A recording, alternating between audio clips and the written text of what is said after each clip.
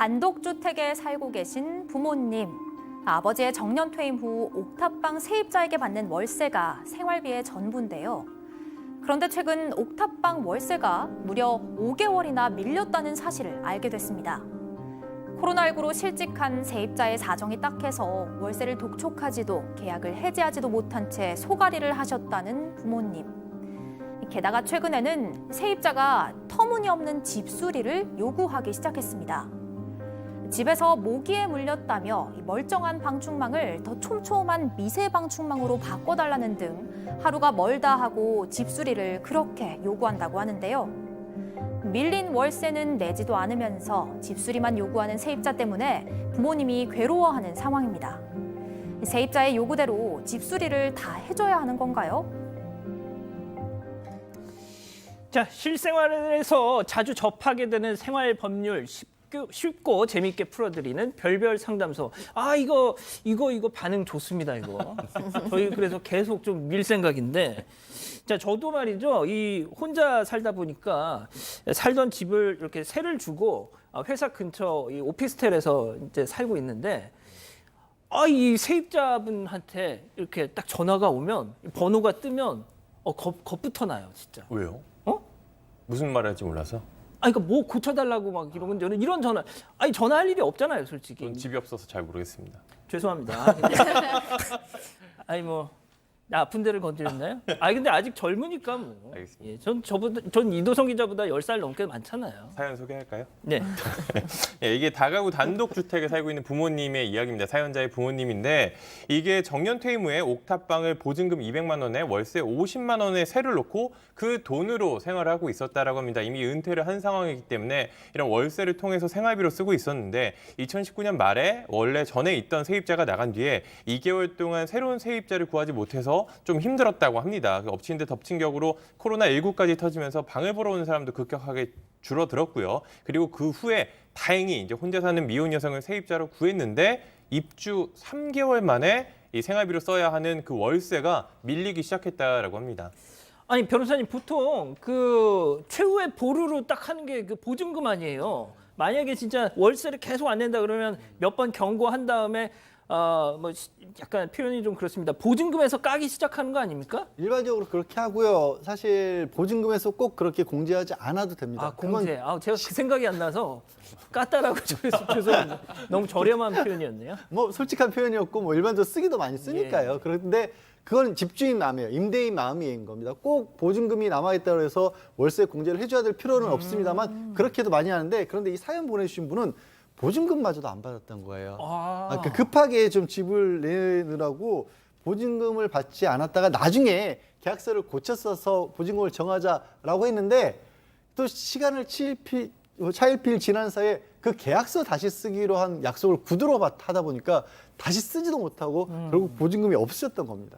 아니, 어쩌다 그렇게 보통 한 달 정도 밀리는 건 뭐 오케이. 근데 5개월 동안 어떻게 그렇게 기다려 주셨을까요? 예. 세입자가 스스로 주지 않는 한 그 밀린 월세를 받아낼 방법이 없어서 수시로 좀 찾아갔다고 합니다. 그런데 집을 비우는 날이 좀 많아서 마주치기 어려웠다고 하고 어쩌다 마주치면 코로나19로 실직을 해서 현재 수입이 없다. 또 일자리 구하고 있으니까 아르바이트라도 해서 월세로 뭐 주겠다 이렇게 읍소를 했다고 합니다. 아하. 근데 그 자식 키우는 입장에서 또 실직했다는 이야기를 들으니까 좀 딱하잖아요. 그래서 밀린 월세를 좀 독촉하는 게 마음이 좀 아팠다고 합니다. 하하. 여기까지 들으면 좀 안타깝다 이렇게 느낄 수 있는데, 자, 그런데 월세 낼 돈이 없다는 이 세입자 매일 밤마다 뭐 친구들 불러서 배달 음식 시켜 먹고요. 택배가 또 매일 배달이 됐다고 합니다. 이야. 처음에는 실직하고 괴로워서 또 이 착한 주인분이 친구들 만나서 스트레스 푼다고 생각했지만 하루가 멀다 하고 이 술판을 벌였대요. 아이고야. 그 모습에 참을 수 없었다고 합니다. 소장님, 이거는 좀 아니다, 진짜. 예? 그러니까요. 딱 보니까 이 어르신들이 너무 마음씨가 좋아 그러니까요. 보이시는 거죠. 내가 너무 힘들어요, 어머님, 아버님 이렇게 얘기하면 봐주실 것 같고 이러니까 그렇죠. 일단은 사실은 월세는 꼭 내야 되는 돈이고 배달 음식이나 택배는 그렇게 꼭 해야 되는 건 아니잖아요. 그런데도 불구하고 월세를 안 낸다는 건 이용했다라고밖에 보기가 좀 어려운데요. 자, 그런데 또 충격적인 또 사건이 이어집니다. 밀린 월세는 5개월 동안 안 내면서 전화를 했어요. 고쳐달라고. 네, 맞습니다. 비슷한 전화를 받으신 거죠? 네. 그런 일이 있었는데 이게 밀린 월세는 5개월치였는데 일단 2달치는 냈어요. 2달치를 주고 나서 그 다음부터 이제 수리를 해달라고 요구를 하기 시작합니다. 그리고 먼저 첫 번째 방충망. 이 모기가 들어와서 자신이 몇 번 물렸는데 지금 있는 방충망은 이거는 못 막는 것 같다. 좀 좋은 미세 방충망으로 교체해달라고 요구를 했는데 그것도 이제 입주할 때 바꾼 거라 시공한 지 2년이 채 안 된 상태였다라고 해요. 그리고 전등도 전기세가 많이 나온다면서 모든 전등을 LED로 바꿔달라. 아이고. 이런 이야기도 해줬고 또 이제 변기도 막혔는데 수차례 뚫어달라고 한 건 뿐만 아니라 변기도 새로 낡아서 바꿔달라. 그 기왕이면은 비대가 있는 걸로 해달라. 이런 요구까지 했다라고 해요. 아, 비대까지? 네. 그리고 변기가 몇 번 막혀서 수리기사에 불렀는데 그 수리기사가 하는 말이 이거 음식물 쓰레기 버려서 그런 것 같다라고 얘기를 했다는 거예요. 그리고 어떻게 보면은 아이고야. 그 집에 살고 있는 세입자의 잘못도 어느 정도 일정 부분이 있는 것 같은 그 상황입니다. 그런데 여기에다가 줄눈 시공, 욕실 타일 틈이 더러워서 곰팡이가 생기는데 자신이 이것 때문에 호흡기 질환이 생겼다. 내가 병원비까지는 달라고 안 할 텐데 이 줄눈 시공 좀 해달라. 이런 요구까지 했다라고 합니다. 자, 우리 가족 여러분들이 지금 뭐 거의 뭐 야, 이거 진상이다 막 이런 말씀까지 하시면서 아, LED 야 비대 야 그 당신 덩 아니야 막 이러면서 아, 근데 글쎄요. 아, 그러니까 뭐 좋습니다. 당연히 세입자들이 그럴 권리 있습니다. 제가 그걸 부정하는 건 아닌데 일단 낼 건 내야 되잖아요. 그죠? 예, 여기서 더 화가 나실 거예요. 집주인이 집 수리를 요구하려면 밀린 월세를 내라 이렇게 말을 했는데 그 코로나19로 착한 임대인 건물주들은 월세 몇 달씩 안 받는 거 모르냐? 월세 달라고 말하기 부끄러운 줄 알아라. 오히려 이렇게 따졌다고 해요. 더 화가 납니다. 이런 부분에서. 예. 소장님 진짜 강적인데요. 야, 이거 진짜 심하다. 진짜 이 여성분 성격이 진짜 만만치 않은데 제가 가서 다시는 싸워드릴 수도 없고 어머니 아버님 대신에 걱정이네요. 야, 근데 진짜 이 정부 시책을 저렇게 들이밀면서 야 이래 버리면 저 진짜 진짜 어떠세요? 정부 시책은 저 소상공인분들 사업하기 어려운 분들 얘기를 하는 거지.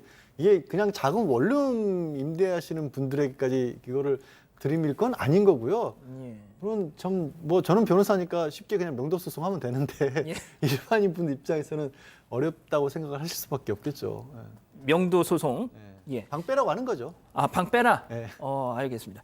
자, 그럼 여기서부터 오늘 별별 상담소 오늘의 궁금증 짚어 보겠습니다. 보여주시죠. 집수리 어디까지가 집주인의 의무인가요? 자, 변호사님, 앞서 뭐 변기, 세상에 전등을 LED로 교체해달라, 뭐 비대까지 달아달라, 방충망 지금 뭐 원래 있는 걸 갖다가 좀 더 촘촘한 방충망으로 바꿔달라, 별의별 지금 요구를 다 하고 있는데 어디까지 해줘야 됩니까, 이거? 이건 뭐 개인마다 조금씩 차이는 있을 거고 제 말에 항상 정답은 아니죠. 그런데 제가 집주인이면 하나도 안 바꿔줄 것 같아요. 진짜요? 예, 왜냐하면 이게 아까 집을 쓰는 데 있어서 기본적인 것들 있죠. 이거는 집주인이 안 고쳐주면 내가 건드릴 수도 없어. 보일러 같은 것들. 아니면 수도관이 파열됐어. 그것도 내 잘못도 아니고 천장에서 물이 새. 이런 건 그러니까 임대차 계약이라고 하는 것은 이 임차인이 그 집을 사용하고 수익할 수 있도록 만들어 줘야 된다는 거거든요. 그게 계약인 겁니다. 그리고 계속 쓸 수 있는 거예요. 그런데 그게 거기 화장실에 요즘 뭐 비대 없이는 못 살겠다는 분도 있긴 합니다만 예. 이게 일반적인 사회 범위에서 꼭 있어야만 뭐 이게 집에 들어갈 그런 건 없는 아니잖아요. 집도 있죠. 선택 사항이잖아요, 그렇죠. 일종의. 그리고 곰팡이가 쓴다거나 변기가 막히고 이런 건 본인의 관리 잘못으로 인한 것으로 보이거든요. 그리고 그 창문에 모기가 못 들어오게 막는 창이 있다라는 것, 방충망이 있다는 건 저는 오늘 처음 알았어요. 저희 집에도 없어요. 그러니까 어떤 한계를 넘어서는 거죠. 그렇게 따질 거면 인테리어 뭐 임차인인데 저희 방은 저는 호텔처럼 꾸며놓고 싶어요. 이렇게 주장하는 거랑 별로 차이가 안 느껴져요. 저는 그래서 저 같으면 안 들어줄 것 같습니다. 그렇군요. 지금 심태선님이 저거 다 들어주면 또 딴 거 요구한다. 뭐 이런 말씀을 하시네요. 알겠습니다. 두 번째 궁금증도 확인해 보죠. 그렇습니다. 저거 궁금합니다. 밀린 월세를 받을 수 있을까요?